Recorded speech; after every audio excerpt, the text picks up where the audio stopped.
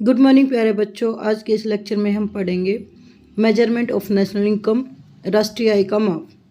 उससे पहले हम आय के चक्रीय प्रभाव को देख लेते हैं। आय का चक्रीय प्रभाव क्या होता है? जैसे आय में वृद्धि होती है तो उससे उपभोग व्यय में वृद्धि होती है, जिससे वस्तु और सेवा का उत्पादन बढ़ता है। इससे रोजगार में वृद्धि होती है। रोजगार में वृद्धि होने से पुनः आय में वृद्धि होती है, फिर उपभोग व्यय में वृद्धि होती है। इसी तरह वस्तु और सेवाओं में वृद्धि होती है, फिर रोजगार में वृद्धि होती है, और ये आय का जो चक्रीय प्रभाव है वो लगातार चलता रहता है। आय के चक्रीय प्रभाव का न तो कोई अंत है और न ही कोई आरंभ है। मेजरमेंट ऑफ नेशनल इनकम यानी कि राष्ट्रीय आय मापने की विधियाँ कौन कौन सी हैं? Methods of measuring national income. तो राष्ट्रीय आय की गणना 3 स्तरों पर की जाती है: उत्पादन स्तर, आय स्तर, व्यय स्तर। सबसे पहले 1917 में शुम्पेटर ने तीनों स्तरों पर राष्ट्रीय आय का अनुमान लगाने का सुझाव दिया था। आज के इस लेक्चर में हम पढ़ेंगे आय विधि, इनकम मेथड।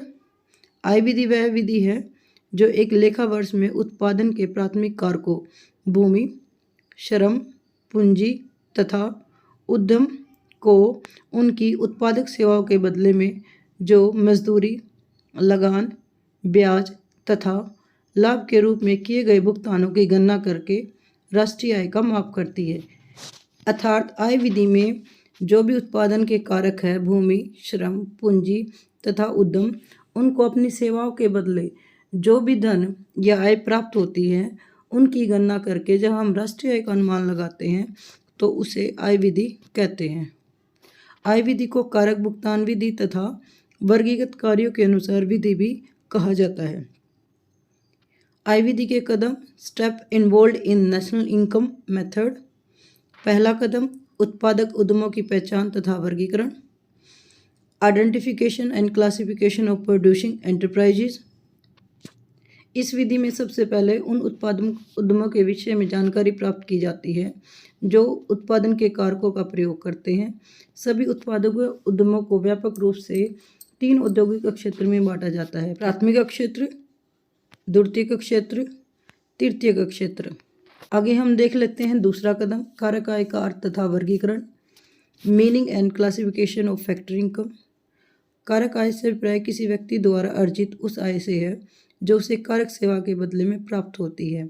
यह आय उसके श्रम के बदले में मजदूरी, उसकी भूमि के लिए लगान, पूंजी के लिए ब्याज तथा उद्यमशीलता के लिए लाभ के रूप में हो सकती है। इसमें ऐसी कोई भी आय को शामिल नहीं किया जाता जो अर्जित नहीं की जाती अथवा इसके बदले में कोई सेवा प्रदान नहीं की गई हो।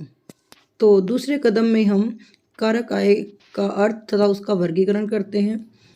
आगे हम बात करते हैं कारक आय के मुख्य रूप, यानी कारक आय के कौन कौन से रूप होते हैं। तो पहला है कर्मचारियों का पारिश्रमिक। इसके अंतर्गत नगद मजदूरी तथा वेतन शामिल है। किस्म के रूप में आय, किस्म के रूप में आय से अर्थ है जैसे कोई वर्कर अगर काम करता है तो उसका मकान मालिक उसे नगद पैसा ना देकर उसे कोई अन्य सुविधाएं देता है, जैसे कार दे देता है या फ्लैट दे देता है रहने के लिए, तो उसे किस्म के रूप में प्राप्त आय कहते हैं। तीसरा है सामाजिक सुरक्षा योजना में मालिकों का योगदान। जो भी मालिक हैं वो अपने कर्मचारियों के लिए भविष्य के लिए उनकी पीएफ प्रदान करते हैं तो वो सामाजिक सुरक्षा कहलाती है। सेवानिवृत्त कर्मचारियों की पेंशन को भी इसमें शामिल किया जाता है, क्योंकि जो भी कर्मचारी सेवानिवृत्त होते हैं और उसके बाद उनको पेंशन मिलती है तो वो उनके कर्मचारियों का पारिश्रमिक ही होता है, क्योंकि उन काम के बदले उनको ये वेतन मिलता है। आगे देखते हैं कारक आय के मुख्य रूप। दूसरा है परिचालन अधिशेष, ऑपरेटिव सरप्लस। इसके अंतर्गत संपत्ति तथा उद्यमशीलता से प्राप्त आय को शामिल किया जाता है। इसके अंतर्गत निम्नलिखित मदों को शामिल किया जाता है: लगान या किराया तथा रॉयल्टी, ब्याज, लाभ जिसके 3 पार्ट होते हैं: लाभांश, निगम कर और अवितरित लाभ। ये तीनों लाभ के ही रूप है। अगर लाभ गिवन है तो इन्हें अलग से ऐड करने की कोई ज़रूरत नहीं होती। आगे बात करते हैं मिश्रित आय। स्वरोजगार व्यक्ति जैसे किसान, छोटे किसान, डॉक्टर आदि अपने कारकों, श्रम, पूंजी, भूमि आदि की सहायता से वस्तु और सेवा का उत्पादन करते हैं, अतः उन्हें ब्याज, लाभ, लगान, मजदूरी के रूप में मिली जुली आय प्राप्त होती है, इसलिए उनको मिश्रित आय कहा जाता है। इसको भी राष्ट्रीय आय में शामिल किया जाता है।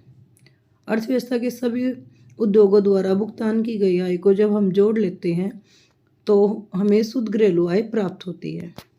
शुद्ध घरेलू आय इक्वल है कर्मचारियों का पारिश्रमिक प्लस परिचालन अधिशेष प्लस मिश्रित आय।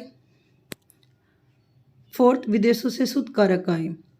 किसी देश के निवासियों द्वारा विदेशों में प्रदान की जाने वाली कारक सेवाओं के बदले में प्राप्त आय तथा एक देश की घरेलू सीमा में गैर निवासियों द्वारा प्रदान की गई कारक सेवाओं के बदले में भुगतान की गई आय के अंतर को विदेशों से शुद्ध कारक आय कहा जाता है। विदेशों से प्राप्त शुद्ध साधन आय या शुद्ध कारक आय को जब हम घरेलू आय में जोड़ देते हैं तो हमें राष्ट्रीय आय प्राप्त होती है।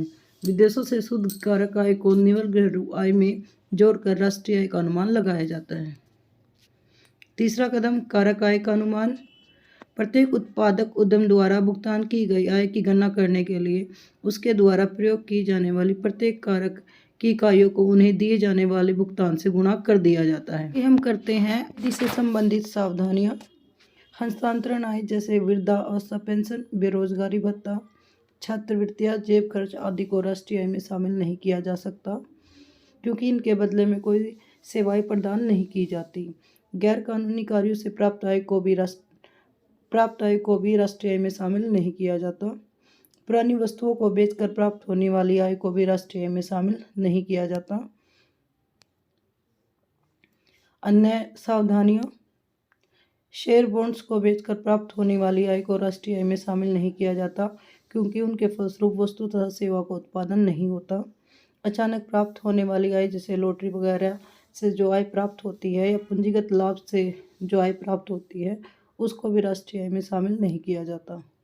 जिन मकानों में मकान मालिक स्वयं रह रहे हैं उनके आरोपित क्रिया को राष्ट्रीय आय में शामिल किया जाता है। स्वयं उपभोग वस्तुओं का जो आरोपित मूल्य है वो तो राष्ट्रीय आय में शामिल किया जाता है, लेकिन स्वयं उपभोग सेवा को राष्ट्रीय आय में शामिल नहीं किया जाता। आज के लिए इतना ही। धन्यवाद। Thanks for watching. Please like, share and subscribe.